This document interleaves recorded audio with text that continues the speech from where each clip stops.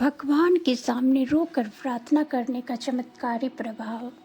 जय श्री कृष्ण। राधे राधे दोस्तों, क्या आपको पता है कि भगवान के सामने रोकर प्रार्थना करने से क्या होता है? क्या आपने कभी भी भगवान के सामने रो कर के अपने मन की बात कही है? क्या आपको कभी इसका असर आपके जीवन पर कैसा होता है पता चला है? क्या आपने कभी ऐसा महसूस किया है कि सारी दुनिया आपके खिलाफ हो और हर कोशिश बेकार हो जाती है और आप अंदर से टूट चुके होते हैं? ऐसे में क्या आपने कभी भगवान के सामने बैठकर अपनी सारी परेशानियों को बिना बोले ही सिर्फ आंसुओं के जरिए बयान किया है? कहते हैं जब हम अपने मन की बात भगवान को रोते हुए बताते हैं तो वो रोना सिर्फ आंसू नहीं होता, वो प्रार्थना बन जाते हैं। और यही प्रार्थना हमारी ज़िंदगी को बदलने की ताकत रखती है। भगवान के सामने सच्चे दिल से बहाए गए आंसू कभी भी व्यर्थ नहीं जाते। आइए इस प्राचीन कहानी के माध्यम से आपको समझाते हैं कि भगवान के सामने रोने का क्या अर्थ है और इसका हमारे जीवन पर कैसा प्रभाव पड़ता है। राजू की कहानी ऐसी है जिसे सुनकर आपके दिल पिघल जाएगा और आप यह महसूस करेंगे कि भगवान के सामने रोना कितना शक्तिशाली होता है। राजू एक साधारण किसान था जो अपने छोटे से गांव में अपनी पत्नी और 2 बच्चों के साथ रहता था। उसकी ज़िंदगी रोज़ की कठिनाइयों से भरी हुई थी। सुबह से लेकर रात तक वो अपने खेतों में मेहनत करता, लेकिन किस्मत जैसे उस पर मेहरबान होने का नाम ही नहीं ले रही थी। कभी बारिश वक्त पर नहीं होती तो कभी उसकी खेती की फसल बर्बाद कर देते। गांव के लोग अक्सर यही कहते, राजू लगता है भगवान भी तुमसे नाराज़ है। लेकिन राजू ने भगवान पर विश्वास बनाए रखा। वो हर सुबह मंदिर जाता और भगवान के सामने हाथ जोड़कर खड़ा हो जाता। लेकिन आज हालात ऐसे थे कि वो खुद को संभाल ही नहीं पा रहा था। उसकी फसल फिर से बर्बाद हो गई थी और घर में खाने के लिए एक भी दाना नहीं बचा था।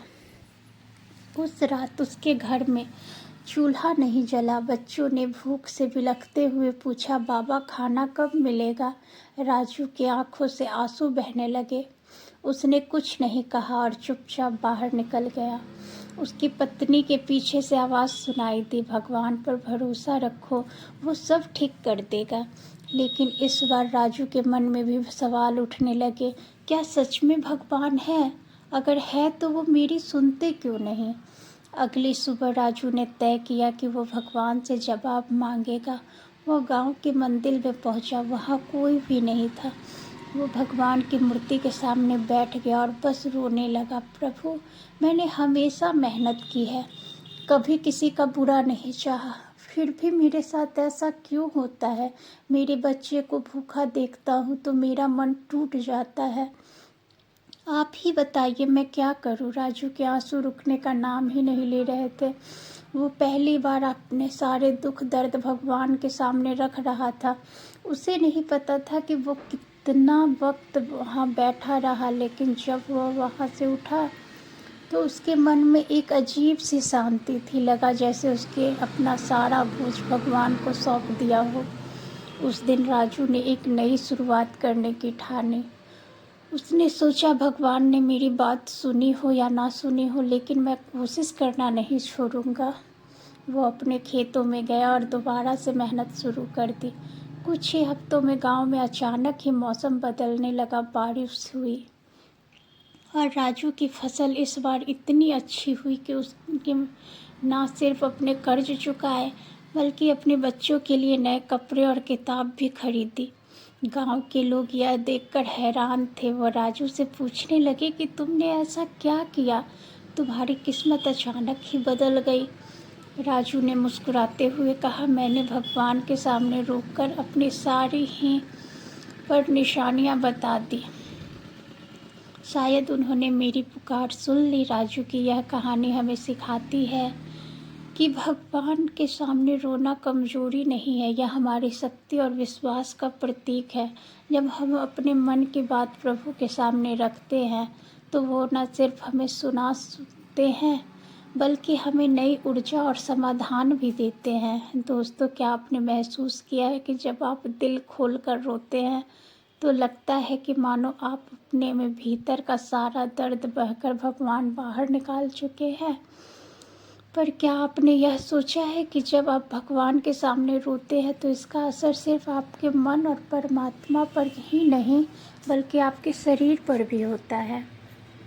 यह एक अद्भुत अनुभव है जिसे धर्म और विज्ञान दोनों ही अपने अपने तरीके से समझ में है। कई पौराणिक कथाओं और ग्रंथों में देखी गई है। महाभारत का वो प्रसिद्ध दृश्य याद कीजिए जब द्रौपदी ने अपने सम्मान को बचाने के लिए भगवान कृष्ण को पुकारती है। दुर्योधन के दरबार में जब उसकी लाज खतरे में थी और कोई भी उसकी मदद के लिए नहीं आया, तब उसने अपने दोनों हाथ उठा करके कहा, हे गोविंद, हे माधव, मेरी रक्षा करो। द्रौपदी के आंसुओं में सिर्फ दर्द नहीं था बल्कि भगवान के प्रति अटूट विश्वास भी था। और जैसे ही वो पुकारती है, भगवान श्री कृष्ण चमत्कारी ढंग से उनकी रक्षा करते हैं। यह सिर्फ एक कहानी नहीं है बल्कि इस बात का प्रमाण है कि जब भी हम भगवान के सामने सच्चे मन से रोते हैं तो वो हमारी मदद के लिए ज़रूर ही आते हैं। रामायण में भी ऐसी ही कई घटनाएं देखने को मिलती है। जब माता सीता लंका में अशोक वाटिका में थी, उन्होंने भगवान श्री राम से प्रार्थना की।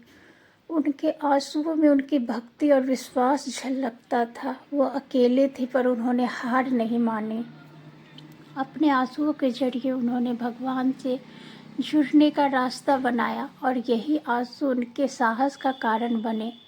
भगवान के सामने रोने का यह शक्ति सिर्फ कथाओं तक सीमित नहीं है, ये हमारे जीवन में भी उतना ही प्रभावी है।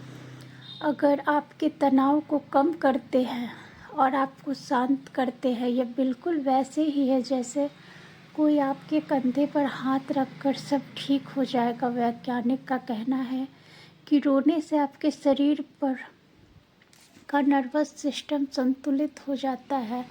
जब आप गहरी भावना के साथ रोते हैं तो ये आपके दिल और दिमाग पर जमा हुआ बोझ को हल्का करता है या आपकी सांसों को धीमी करता है, जिससे आपका दिमाग शांत हो जाता है। रोने से न केवल आपका मन हल्का होता है बल्कि यह आपके शरीर स्वास्थ्य के लिए भी फायदेमंद है। और विज्ञान दोनों ही इस बात पर सहमति जताते हैं। भगवान के सामने रोने का असर आपके पूरे अस्तित्व पर होता है। जब आप रोते हैं तो आप खुद को पूरी तरह भगवान के सामने समर्पित कर देते हैं।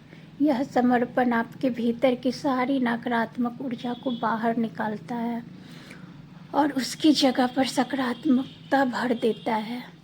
भगवान के सामने रोने का मतलब कमज़ोर होना नहीं, यह उस शक्ति को पहचानने का तरीका है जो हमारे भीतर छुपी हुई है। जब हम रोते हैं तो यह भगवान से जुड़ने का सबसे शुद्ध तरीका बन जाता है। राजू की कहानी को याद करें। जब उसने भगवान के सामने रोते हुए अपनी तकलीफ़ें बयां की थी तो उसके सामने भीतर एक नई ऊर्जा महसूस हुई थी। उसी ऊर्जा उसी कठिन समय में बाहर निकलती है, मदद करती है। भगवान के सामने रोने का महत्व सिर्फ भावनाओं तक सीमित नहीं है, यह एक प्रक्रिया है जो आपके भीतर पर, मन पर और आत्मा को संतुलित करता है। यह आपको उस भक्ति से जोड़ती है जो न केवल आपके दर्द को सुनती है बल्कि उसे दूर करने का रास्ता भी दिखाती है। आइए दोस्तों, अब आपको एक दूसरी कहानी सुनाते हैं।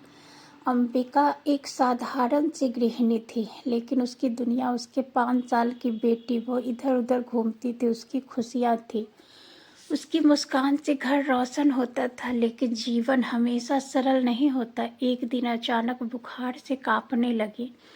अंबिका ने इसे सामान्य से बुखार समझकर घर पर ही इलाज करना शुरू कर दिया, लेकिन दिन बीतते गए और उसकी हालत सुधरने की बजाय और बिगड़ती चली गई। हर दिन उसकी चंचलता कम होती जा रही थी और उसकी हंसी कहीं खो गई थी। अंबिका ने डॉक्टर के चक्कर लगाने शुरू कर दिए। हर बार एक नई दवा, एक नई जांच, लेकिन कहीं कोई सुधार नहीं हुआ। डॉक्टर ने कह दिया आपकी बेटी को एक दुर्लभ बीमारी है, इसका इलाज इतना आसान नहीं। यह सुनकर के अंबिका का दिल टूट गया। एक माँ के लिए अपने बच्चे को पीड़ा में देखना सबसे बड़ा दर्द होता है। अंबिका ने अपने पति के साथ मिलकर संभव कोशिश की। उन्होंने बड़े अस्पतालों में इलाज करवाने की कोशिश की। उनकी आर्थिक स्थिति आड़े आ गई। परिवार कर्ज के बोझ तले दब गया, लेकिन हालात जस की तस रही। अंबिका रात भर जाग करके माथे पर पट्टी, ठंडी पट्टी रखती। हर बार जब अपनी कमज़ोर आवाज़ में माँ कहती तो अंबिका की आंखों से आंसू बहने लगते। एक रात जब उसकी हालत बहुत ही खराब हो गई तो अंबिका ने अपनी बेटी को गोद में लिया और मंदिर की ओर दौड़ पड़ी। यह मंदिर था जहाँ अंबिका ने अपने हर छोटे बड़े सुख दुख में भगवान के सामने सिर झुकाया था। लेकिन उस रात उसके आंसू उसके शब्दों से पहले बहने लगे। मंदिर में भगवान की मूर्ति के सामने घुटनों के बल बैठ गई। उसने अपनी बेटी को अपने पास रखा और दोनों हाथ जोड़कर फूट फूट कर रोने लगी। हे भगवान, आपसे ज़्यादा कौन जानता है कि मैं अपनी बेटी के बिना अधूरी हूँ। मेरी बेटी मेरी जान है। मेरी हर मुमकिन कोशिश की, लेकिन अब मेरे पास कुछ नहीं बचा। आप ही बताइए, क्या मैं इतनी बूढ़ी हूँ कि मेरी बेटी को इस तरह तड़पते हुए देखना मेरी सजा है। इसके आंसू रुकने का नाम ही नहीं ले रहे थे।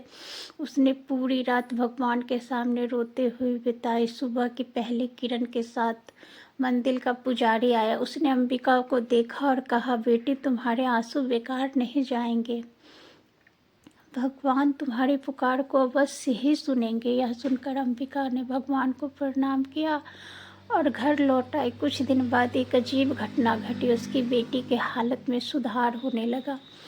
पहले जहां वो बिस्तर से उठ नहीं पाती थी, अब वो खुद से बैठने लगी।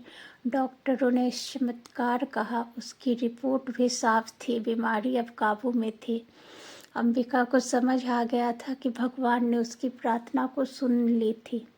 उसने उस दिन अपनी बेटी को गले लगाया और कहा, बेटी, भगवान ने तुम्हें मुझे वापस दे दिया।